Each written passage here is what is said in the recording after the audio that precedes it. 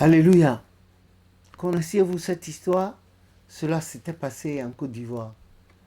Au début des années 1950, quand l'église du christianisme céleste, après le Dahomey d'alors aujourd'hui Bénin, venait de connaître l'église du christianisme céleste, l'implantation de l'église du christianisme céleste à travers la première paroisse de l'église, notre église en Côte d'Ivoire, c'était en février 1950. En effet, papa Yansounou et maman Yansounou, qui depuis, surtout papa Yansounou, le futur prophète Oshofa, vivaient ensemble depuis 1916 à Zévou Zungi, dans la maison des Yansounou. Le père de papa Yansounou était le précepteur, le maître de papa, du jeune Oshofa, du petit Oshofa, qui plus tard deviendrait. Voilà. Et puis ensuite à l'église protestante de Ouézoumé à Porto-Novo. Et puis quand l'église du christianisme céleste est venue, et puis allez, ils ont tous embrassé. Et l'Éternel avait fait de Papa Yansounou la deuxième figure historique de l'église, et de Maman Yansounou la première femme choriste historique de l'église du christianisme céleste. C'est comme ça, dans leur bagage, quand ils sont rentrés, ils sont retournés de Porto-Novo vers Abidjan en 1950, hein, fin janvier, février 1950. Ils avaient dans leur bagage l'église du christianisme, c'est la nouvelle église. Et papa, Yansounou, aussitôt, a coupé sa maison en deux à Treichville. Il avait une grande maison. Grand coup a coupé en deux, l'autre pour Dieu, l'autre pour lui et sa famille. A bâti le premier temple là, rapidement, en matériaux, durs, définitifs. Ses enfants étaient déjà musiciens. Ils étaient à la mission protestante de Treichville, là, instrumentistes. Allez, l'église a pris. Et parmi les premiers miracles que Dieu fit, il y avait cette femme-là, Yacho, qui depuis 25 ans était mariée à son mari, mais le couple, un couple atier, n'avait jamais eu d'enfant, jamais. Même la femme n'avait jamais eu un arrêt d'une grossesse d'au moins 5 minutes, jamais. Et ils étaient comme ça. Et les gens se moquaient, surtout de la femme, vous connaissez. Et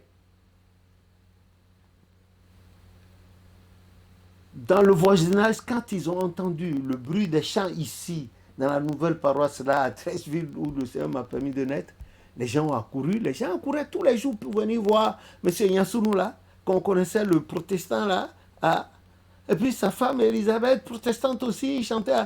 Comment ça c'est. Et les gens les voyaient en blanc, en blanc, en boubou blanc, ils appellent ça Dregreba. Et puis lui, il avait une ceinture blanche aussi, avec croix au bout. La dame avait elle était aussi en dégrébat, en robe blanche, manche, tout ça, là, avec une ceinture bleue, une croix dessus. Les gens venaient et la dame était toujours en mouvement. Et les gens disaient non, que c'est sorcellerie de Dahomey, etc. Bon, au nombre des spectateurs, des curieux, il y avait ce couple-là qui n'avait pas encore d'enfants mariés depuis 25 ans et quelques temps. Et c'est comme ça, Maman Yansounou, sous l'effet du Saint-Esprit, dit à la dame, mettez de l'eau à boire dans quelque chose, amenez à garder le récipient ou bien une bouteille d'eau. Elle était réticente à le faire. Et le mari a couru aller chercher une grande bouteille. Et on lui a dit d'amener leur eau. Il a amené l'eau. On lui a dit d'attraper. Et il a attrapé. Et après, on lui a dit d'aller à la maison, de commencer par boire avec sa femme. La femme boit, lui aussi boit, mais de ne pas faire des histoires que la femme rit avec son mari, d'enlever la rancœur, les rancunes, de cesser d'accuser des gens dans sa famille, sa belle famille, pour dire que c'est à cause d'eux qu'elle n'a pas d'enfant, de cesser de le dire. D'y penser, de penser à cela. Et c'est comme ça qu'ils sont rentrés. Et ils buvaient, ils respectaient, comme a dit. Et le monsieur, lui, il vient quand même là tous les jours voir. Et puis, voilà. Et puis, le même mois là, la femme n'a pas eu ses impuretés. Elle est tombée en grossesse. Et quelques mois plus tard, à 9 mois de là, elle a donné naissance à des jumeaux, un garçon et une fille. Et tout le quartier de Tréjou, tout le quartier a éclaté en joie. Et les gens ont commencé par venir. Toutes sortes de maladies. Et il y a une dame qui est arrivée un matin. Elle est restée là jusqu'au soir. Et le soir, tout le monde rentre. Elle ne veut pas rentrer, elle veut dormir là. Et ils appelaient mon papa Monsieur Yansounou, Monsieur Nathaniel, Monsieur Nathaniel, c'est un nom plus protestant. Mais la femme dit qu'elle ne veut pas partir. Et on a vu l'esprit, les gens ont révélé que dans sa maison,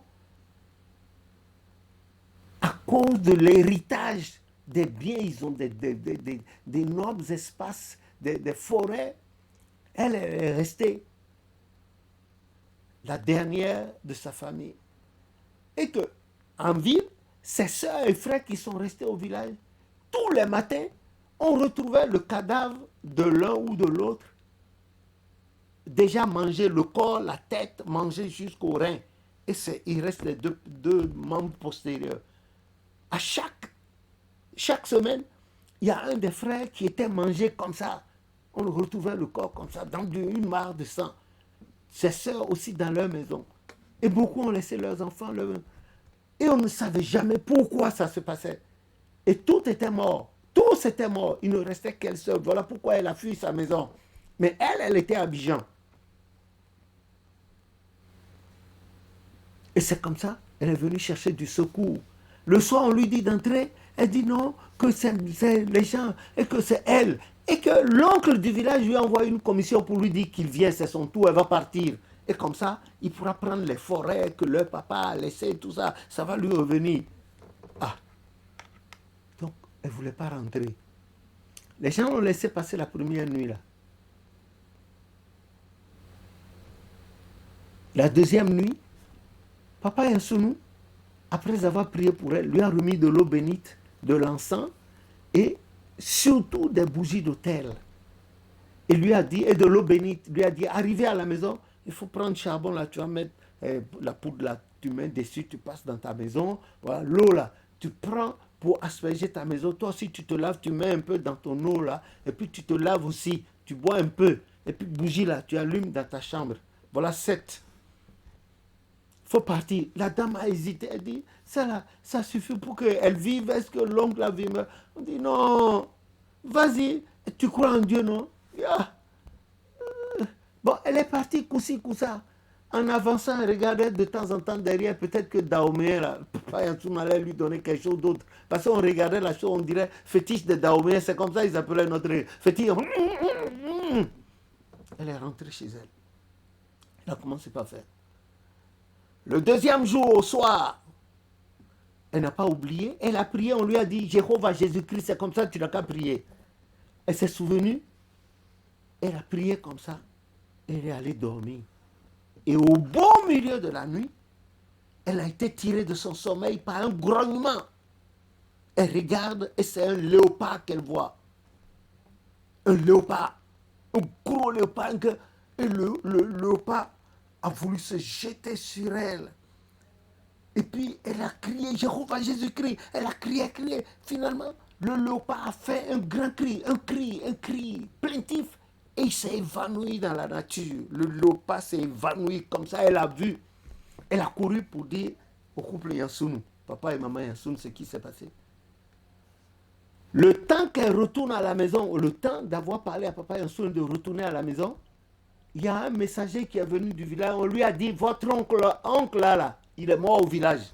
On dit, ah, son oncle, le seul qui a décimé ses frères et ses soeurs, il est mort. Mais la curiosité dans cette mort, c'est qu'on a vu la tête de l'oncle, une partie du corps, le pectoral juste, et le reste, c'est corps de panthère. Donc, c'est comme un centaure, un homme de la tête, et puis l'abdomen, les pattes, c'était pattes de... Et puis, il était mort.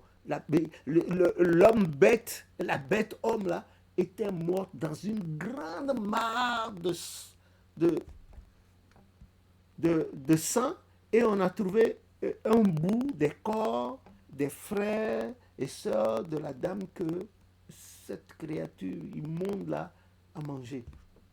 Et l'histoire s'est arrêtée là, ça a mené un tollé. Il y a eu des photos. Et au moment où je vous parle, si je fouille dans mes affaires, non pas ici mais en Afrique, je pourrais vous montrer cette photo. Mais si Dieu le veut un jour, je vous montrerai. Et tout le monde a crié Et la dame a été délivrée. Quand elle est revenue sur la paroisse, même en venant dans la rue, Trashville à l'époque, c'est pas aussi éclairé que maintenant, hein, il n'y avait pas autant de monde que... Elle dansait parce qu'elle était protestante, elle chantait, elle dansait dans la rue, dans Natchez. Elle dansait jusqu'à la paroisse là. Elle s'est roulée dans le sable, on dit, il y a quoi? Et puis c'est ça, après s'être réjouie correctement, elle raconte l'histoire. Voilà la gloire de Dieu. L'une des premières gloires de Dieu, à travers l'église de christianisme céleste, par son implantation en Côte d'Ivoire dans ces années-là, par le couple Nathaniel et Elisabeth Yansounou. Gloire à Dieu au plus haut des cieux. Amen.